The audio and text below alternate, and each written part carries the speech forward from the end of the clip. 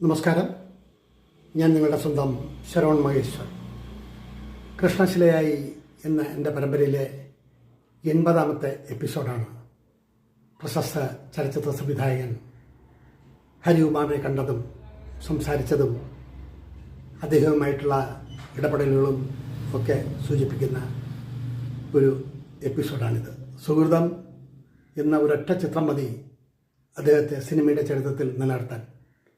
18ഓളം ചലച്ചിത്രങ്ങൾ സംവിധാനം ചെയ്യുകയും നിരവധി ചിത്രങ്ങൾക്ക് കഥയും തിരക്കഥയും സംഭാഷണമൊക്കെ എഴുതുകയും ചെയ്ത നല്ലൊരു വ്യക്തി.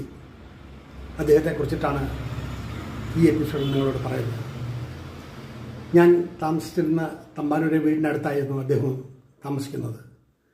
നിരവധി തവണ ഞാൻ അദ്ദേഹവുമായി സംസാരിച്ചിട്ടുണ്ട്. പക്ഷേ അദ്ദേഹം ചിരിച്ചു കണ്ടിട്ടേ ഇല്ല എന്ന്